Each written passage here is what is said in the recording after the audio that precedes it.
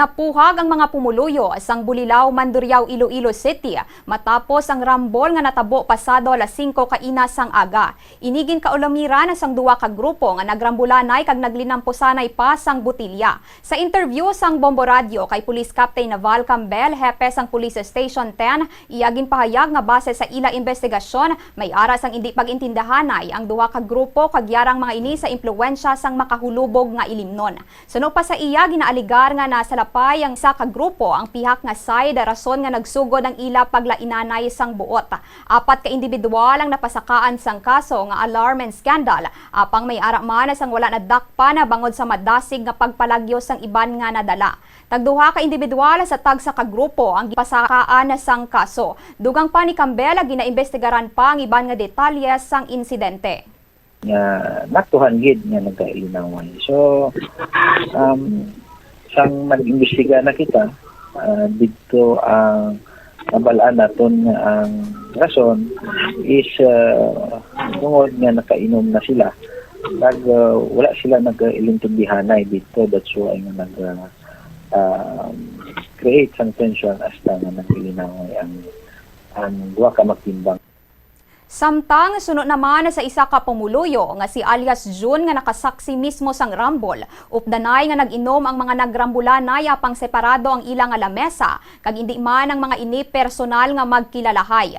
Iyagin pahayag nga nag-umpisa ang ila pag-inaway matapos madula ang cellphone sang isa ka upod sang grupo nga ginpasibangda nila ang ginkuha sang pihak nga grupo. Bangod sini ginrikisa sa mga bulsa sa mga pihak nga grupo agod pangitaon ang nasambit nga cellphone. Gilayo naman nga naimpito ang pihak nga grupo nga suno sa ila hindi man ang mga ini pulis apang nga ginrikisahan na sila sang nasambit nga grupo. Kung kita ko man lang sinumbag atong isa ka tawo nga dako. Pagka nakasandig da sa auto.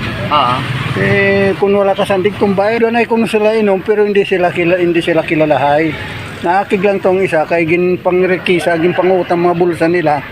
Kaya abis ang isa to nga ang cellphone niya ginkuha.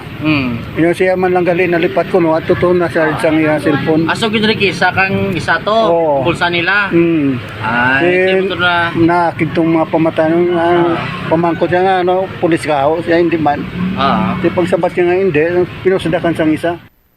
Nabatian si alias June ang nakasaksi sang insidente. Sa kagutman nga balita, ginkumpirma sang Iloilo City Police Office ang pagpasaka sang reklamo nga alarm and scandal sa Iloilo City Prosecutor's Office.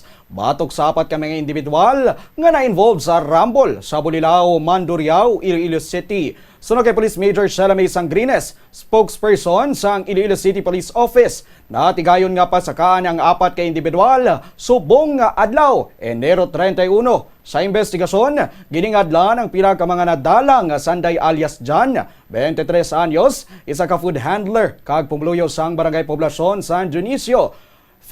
Si Philip nga 26 anyos, isa ka waiter kag pumuluyo sang Barangay Kalumpang Molo. Dugang pa diri, nadalaman si JP, 21 anyos, isa ka waiter kag pumuluyo sang Barangay Banban, Lambunaw, Iloilo. Kag Ray, 18 anyos, estudyante kag pumuluyo sang Barangay Bulilaw, Mandurriao, Iloilo City.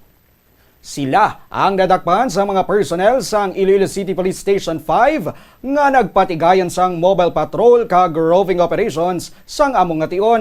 Ginpahayag man sang ICPO ang ila panawagan sa publiko nga manginiresponsable kag ila padayon nga pabaskugon pagid ang presensya kag patrol sang kapulisan agod malikawan ang kaangay nga mga insidente sa syudad sang Iloilo.